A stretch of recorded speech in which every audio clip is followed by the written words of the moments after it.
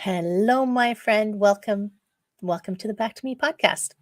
This is Heather, and it's another fabulous Friday edition with a fabulous human being where we get to learn some new things and find out some things and think, oh my gosh, I wish I had known that 20 years ago. But that's okay because every day is a new day. So today we are talking with Caurel Richards, who is a trauma expert, and I'm going to have to ask you at some point, but your company is called In Divine Thyme. Yes. And welcome. I'm so happy you could come and join us. Thank you. I'm always happy to be a part of any speaking engagement of some sort. So, whatever wisdom I have to share today, I'm ready to share it. Awesome. So, the first thing that I'm always super curious about is what drew you into becoming a trauma expert, and what does that mean for you? Very good question. And I'm going to go with what is coming to me right now. And the first answer that came to me was my own trauma.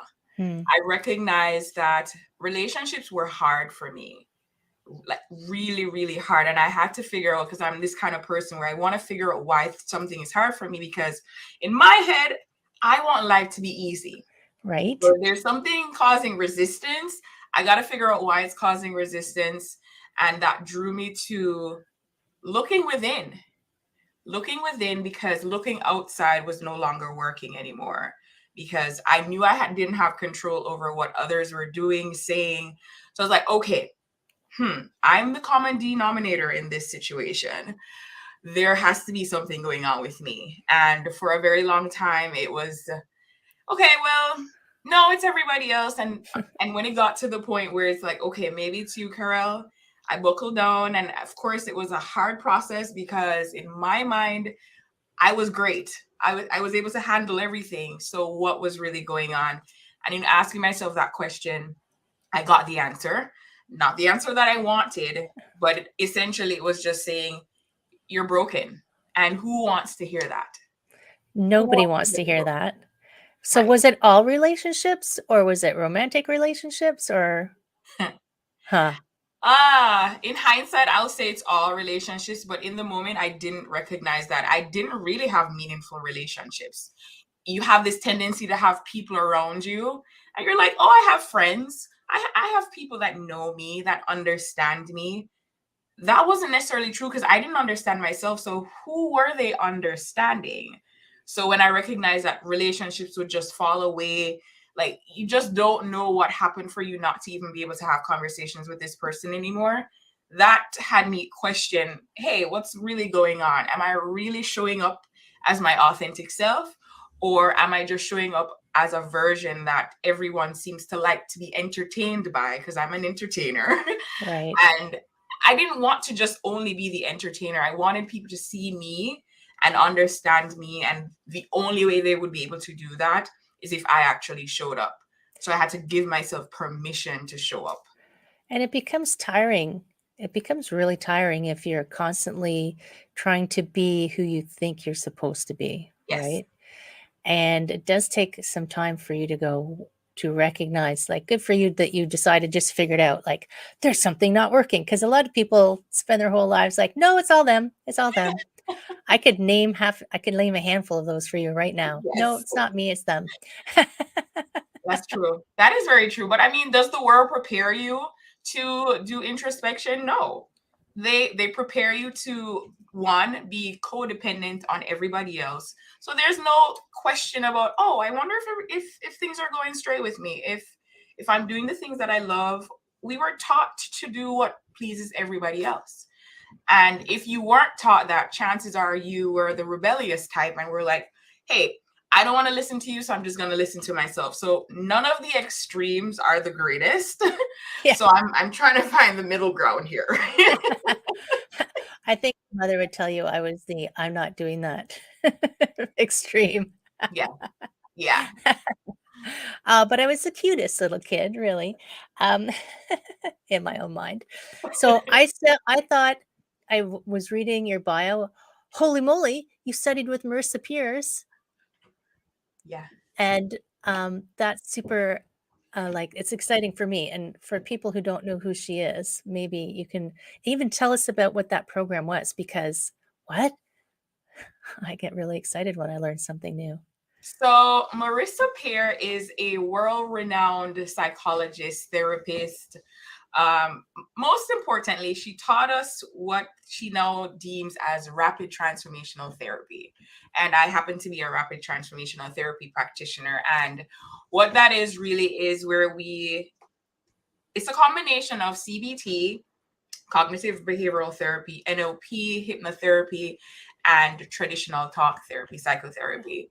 So I believe that each in itself has a way of creating impact, of providing transformation. All of them combined, though, powerful, Right. powerful. So it was an amazing journey for me to go through that program because one, it forces you essentially to look from the inside out, check yourself to see, hey, what's really going on with me. So I went through a couple of sessions myself. So in learning, you learn with your own experiences and you're able to learn with other people's experiences, and it's a beautiful thing. You don't That's such a strong recognize combination of things to things. use. Yes, it is. It is. And you don't recognize how a small event as a child, you're not really coming with the right interpretation because you don't really have the full story. And you're walking around with these outdated beliefs, of you not being enough or you not necessarily being good. You're a bad person because the way you interpreted one scene, right? I think people have this predisposition of trauma. That trauma is, you go into war, you go through a natural disaster. It can be like those small traumatic events that really take a toll on you. And I'm bringing awareness to that. Yeah, and sometimes, because I think last week's we talked a different kind of trauma. We were talking about intergenerational trauma, and it was that conversation. She said, "My childhood was great. My parents were great. Everything was fine, but this was the lesson that I took from my mother, which didn't serve me." I was like, "Yeah, trauma doesn't have to be something huge, and maybe we need to come up with a new word for it." You Maybe. know, it's like, uh, I'm telling myself the wrong story. That's too long. I get where you're going this because you know what it is? It alters how you perceive life because you all know that our perception really is what dictates our reality. And with trauma, what that does, there's a break in perception. There is okay, if I see someone walking on the street, they don't say anything to me. Your automatic thought is, hey, something's wrong with me, is why they don't talk to me. I mean, you're a complete stranger, first of all. They Right? don't have to talk to you. But when your automatic response is something is wrong with me because someone doesn't talk to you, then there are questions to be asked. And the question is, what happened to you for you to think that someone walking by you means that there's something wrong with you? Yeah, it's so interesting. I can remember I just had a flash. I walked by this person one day and I looked at them, and I think I thought I was smiling at them and being friendly, and they thought that I was judging them. It's like, whoa. Yeah. I kind of went, what? But, and I still walk around going, but wait, so Yeah. people's internal process, people's internal interpretation, you never know what it's going to be or where it came from, right? It was so Yeah. strange. And I have to ask you, in Divine Time, you said there was a story. How did you come up with the name for your company? Oh, wow. Outside of the fact that everything for me always comes in divine time. Like if there's something that I'm working towards, it never not comes to me in the right time. Even today, I was so worried about getting here on time. And I realized that the reason that I was being so delayed was because there was someone that I needed to see. They didn't see me, but I remember actually helping him because it was a really cold winter. And I remember him saying that he wasn't feeling well and I had to call the ambulance on him. So, mind you, I haven't seen him since. And in running late with you, I spotted him just now. And I look at life that way. Everything happens the way that it needs to happen in divine time. You're never too late. You're never, in essence, you never get somewhere too early. You get there on time in divine time. You are exactly where you need to be at Yes. all times, Yeah. whether you believe it or not. I've run webinars where there was 2 people there. I said, "Well, these are the people who are supposed to be here. Yes. Nobody else was supposed to be here today." Then, Yes. you run webinars with 20 people. These are the people who are supposed to be here today. Exactly. Why is it spelled with as time like a spice? Well, I'm a little spicy. You're a lot spicy. Come on. Spicy. But I really, at the time, was really caught up with the idea of cooking. And I'm like, time, I could put a spin on that word. And here it came. Me, my spicy self, wanting to switch things up. Here it is. I like it. I like it. That's a good story. And so when so do you work online as well? Are you like all over the place, kind of Yeah, like everybody yeah. these days? It makes Uh, sense. It It makes totally sense. makes sense. I mean, I have clients from Australia to Pakistan. I mean, it's Yeah, like everywhere, right? So yeah, and it's so interesting that so much can be done online that we used to think couldn't be. I've thank you even for gone telling through me. hypnotherapy sessions online with a friend of mine who's a hypnotherapist. Yeah. It's like, they still work. Yeah.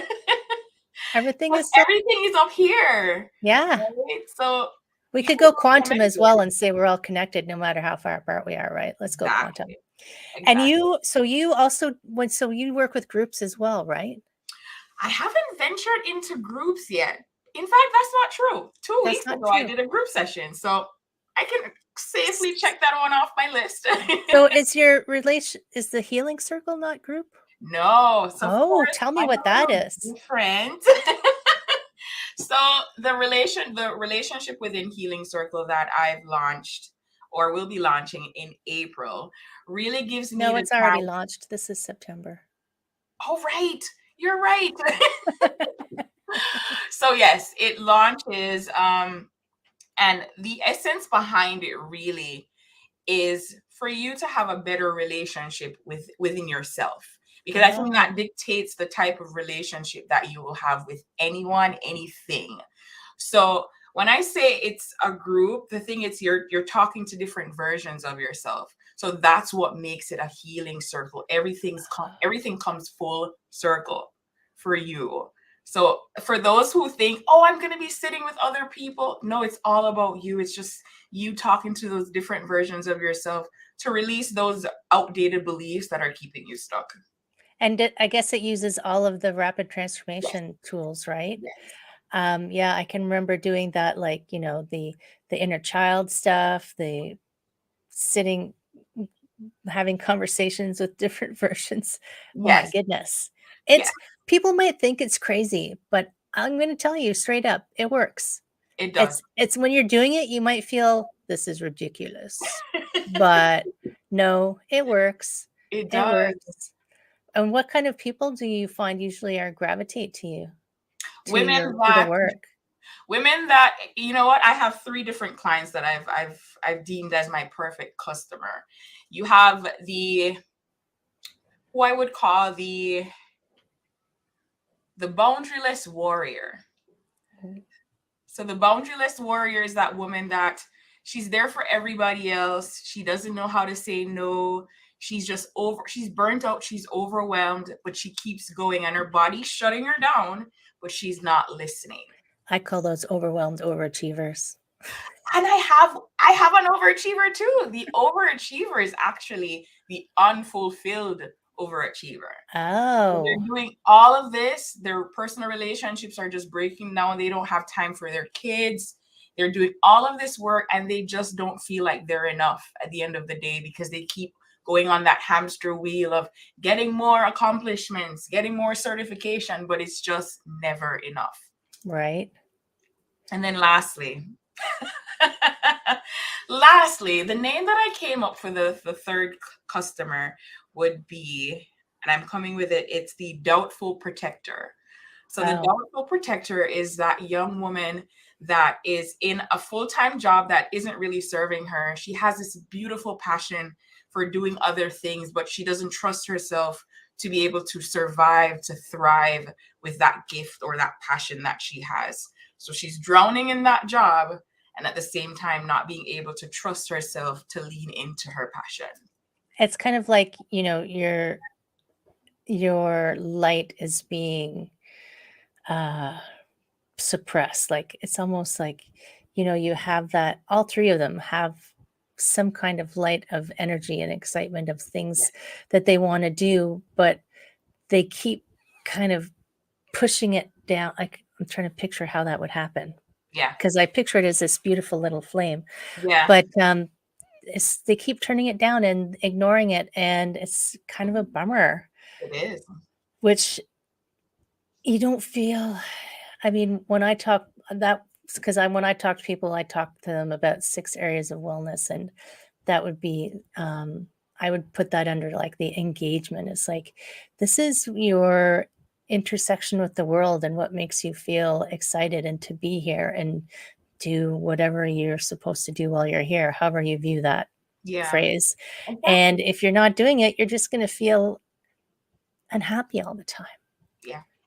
Yeah. And I'm not trying to make Pleasantville, because that's not real either, right?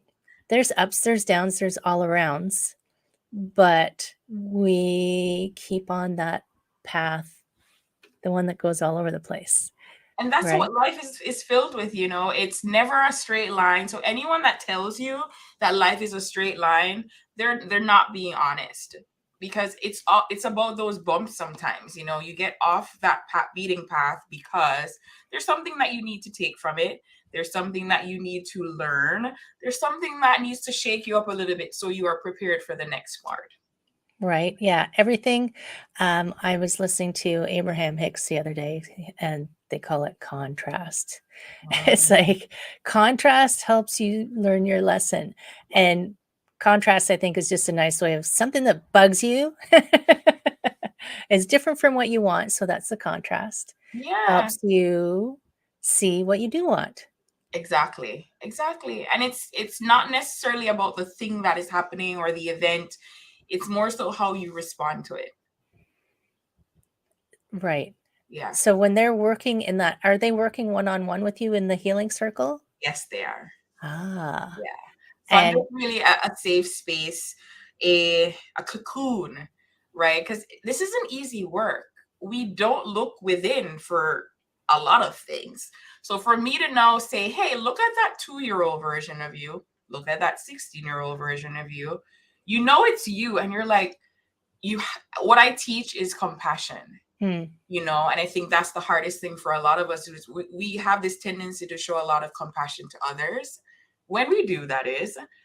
But then when it's necessary for us, it's, hey, that was stupid, you're so unworthy, you're so ugly, you're so all these things. And I'm like, why would you speak to yourself? Would you speak to your child that way?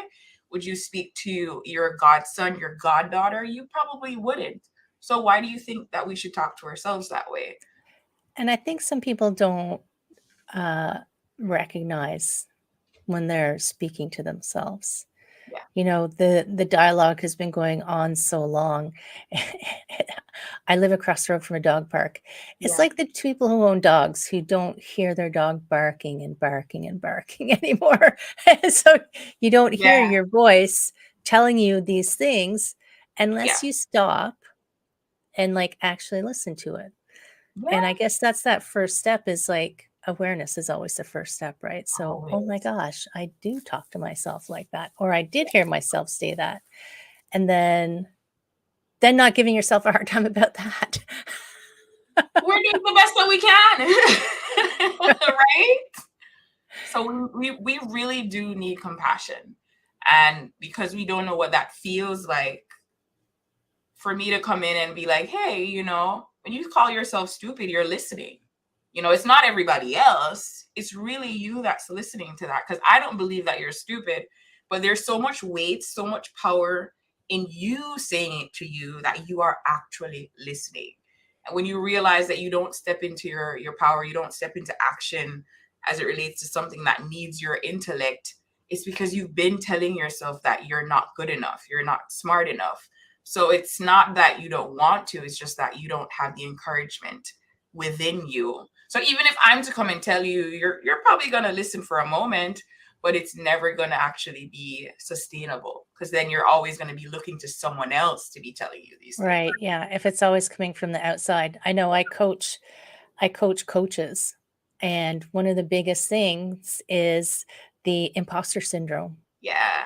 And I can be sitting with a client in a meeting, and the wall behind them is full of their accomplishments, but they still don't feel like they're enough. I was like, and I can tell you as much as I want, but it's you gotta embrace it and take it on. Yeah, absolutely. There's this sense of calm. There's a sense of peace that happens after doing the work, and you've started to speak to yourself less critically. There's a sense of peace that you walk around with, and I'm getting chills right now because I can attest to that. When internally you know that you're okay, that you are enough, when you know that, hey, when I show up, that's all I need to do is just show up to be me. There's a sense of stillness that is, I'm out of words. Like, I'll get emotional, I suppose, if I go any further. But Well, it's but just it's true, so because suddenly you peaceful. get to be your own self, Yeah. and you can stop trying to figure out what everybody wants and jumping from one personality to another personality to another personality to what does that person want? Oh my God, I Yeah. can't let these two people meet because I'm two different people. Exactly. That is so true. That is Right? so true. You know, the I one can't let my work thing friends meet my real friends. Oh my God.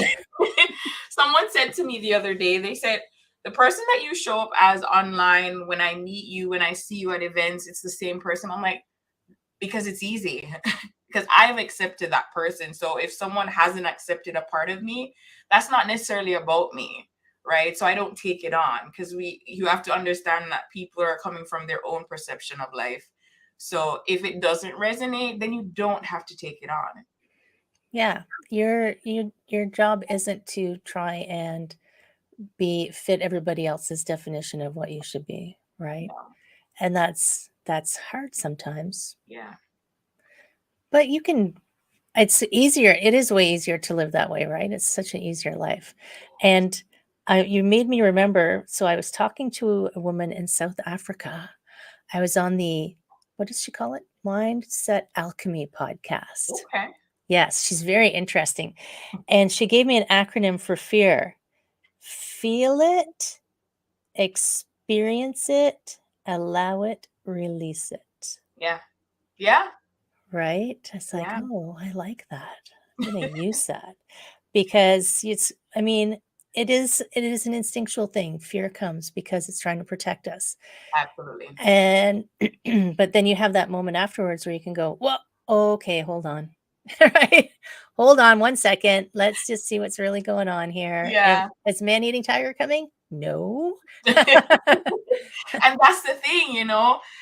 I even had a conversation with my friend this morning. I said, I'm so proud of myself because I was really good at talking myself out of doing things. I would have the best excuses to be like, hey, this is the reason that you shouldn't do this, because, oh, the universe is telling you not to do it this way. And I would be so convincing. And I told her, what I do differently now is that I check to see if it's rooted in fear. And if it is rooted in fear, I just go through the entire thought process. It's like, okay, well, if you do this, then this is going to happen, then this is going to happen. And then I said, well, you didn't die. Yeah. I guess you could just do it. I guess. Right. That's what I had a podcast a long time ago with one of my coaches, and we were talking about being visible Yeah. and how scary that is.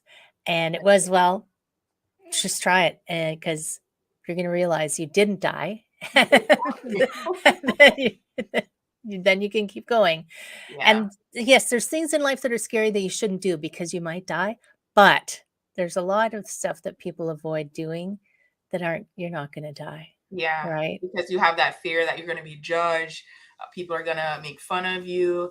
You're going to mess up. You're not going to be perfect, but you're not going to die. You're not going to die. And actually, what happens afterwards is so powerful, because you're like, I didn't die, and I actually kind of liked it. Exactly. And the more you do it, it becomes just normal behavior. It's so, entrenched in who you are that fear just almost doesn't even speak to you anymore. You're like, we used to have a relationship. I'm over it. We Bye. broke up. We broke up. Yeah. And you have a podcast too. I do. So exciting. Yes, it's called Redefine Your Worthiness.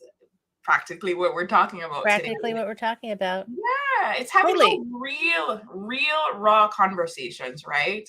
Where maybe you are imprinted on with another belief, and it's talking through those things and actually showing your scars, because it gives others permission to be like, oh, so I'm not the only one. I'm not alone in this. And it's allowing yourself to have your own way of expressing yourself. It's about, in essence, self-acceptance. If I had to give it one word, it's self-acceptance, because you have a very unique blueprint here on this earth, and that's what we want to see. Right. Not what you were told, but who you actually are when you came here. Yeah, it's I have this is what happens to me. Many ideas crowd into my head all at the same time. So I'm remembering a cartoon where everybody changed so that they all looked the same and they all sounded the same. And suddenly life was boring because everybody was exactly the same. Oh, so boring. So boring. And there's a movie called, I think it's called Terre Noire, and it's about the wines from France and how the grapes, the wine is distinctive because of the soil that it grows in. And that you could say this for people. You're distinct because of where you're growing and where you were planted and how you were cared for. Yeah. And you're an expression of that. And you'll turn into a fabulous wine. Yeah. But there's a tendency in today's wine market to blend so that all the wine tastes the same. No. And there's a gentleman this wine expert who the wine people phone up all the time, and he's always yelling, micro-oxygenate, which I guess it means add bubbles to the wine so it ferments faster or something. Okay. But it was so strange because everything has become quite the same, because this particular wine expert everybody loves, they're trying to please him. Exactly. And he has a certain taste. Now, for your non-wine drinkers, maybe you don't care, but it's interesting that it's like you can reflect that onto humans trying to all please. There you go. Whomever. Like, think about the poor people. Like, I feel bad for influencers because they're trying so hard to please millions of people, and they won't ever be able to. They'll never be able to. And just imagine how exhausting that is. It's almost like, their life will never be theirs. Yeah. And unless they can become okay with the fact that if they were themselves, like if they could be themselves, it wouldn't be as exhausting, right? If they could just be themselves and accept that maybe they'd lose a couple million people. Yeah. That's the tough part for a lot of them. I've always said in my mind that if you're being influenced, you can't be an influencer. Right. Yeah. That's what I'm saying. Yeah. Because essentially what you're doing is just perpetuating a cycle. And I know that people are trying to escape from their real life. So when they see someone that has everything, well put together, it's perfect, and they want to attain that life. Sure, it's possible in your head, but the perfect life that you're looking for, you already have. You just don't value it. You don't find worth in that. Yeah. And that's the part that I struggle with, because what you are, who you show up as, is so much better than this cookie cutter version that we're being taught that it's perfection. And I read this in a book recently, and I wish I could remember which book it was in, but the line was, are you comparing, or maybe it was a coach? I can't remember where it came from. Are you comparing your inside to other people's outside? So you can look at all of these people who look like they completely have it together, but they don't have it together any more than anybody else does. Yeah. And so what you're seeing is curated. I mean, Yes. all of Yeah. social media is pretty much curated. Even the people who go on and say, this is the real me with no makeup, it's still curated. There's an intention behind it, right? Right? It's still curated. And I Oh see young man. girls walking around saying, oh, I have to have, this bag and this pair of sweatpants and this, and I have to have my hair cut like this. And Yeah. I think, oh my gosh, just go and be who you want to be. Who cares about all that stuff? Yeah, when you don't have much value internally, you're going to look to the exterior. So I actually have so much compassion for them because this world can be really brutal for Very us. brutal. Let's talk high So, school. I'm still yeah, traumatized. yeah, it can be really brutal. And I'm not saying it's okay. I'm just saying I understand, right? Yeah. That's the one thing I always want to do is to want to be real in this world that we do live in and I do my best to exist in. It's hard. It really is hard. We are communal individuals. So it's almost like when you step away and you want to be different, it's, oh, you're about to die. You're going to die. And that's just how it was, in hunter gatherer time. If you were isolated, the chances of you dying were pretty high. We're going to kick So you off the island. yeah, you don't want to be that person that is isolated from everybody else because your mind, your very primitive mind, thinks you're going to die. So you're just going to want to, fit in. Yeah. But fitting in over time kills you. Kills your soul. spark. Yeah. Yeah. And even if, so there's another side to that. It's like, if you do get kicked off that island, maybe you're supposed to be on another one. Oh, yeah. Because there are people who are going to get you. Exactly. And there's people who are going to think that this is the person who speaks what I speak and understands me and gets me. So part of the journey is figuring out where are the people who are on the same vibe, right? There's no way to find out if you're not being true to yourself, right? Yeah. There's no way. If they don't know that that's something that you're interested in, if you've never spoken on it, then chances are they won't know. And then if the other person isn't showing up, you won't know. So I believe wholeheartedly that's why I have this drive within me to just show up as me. Yeah, I could be a little bit quirky sometimes.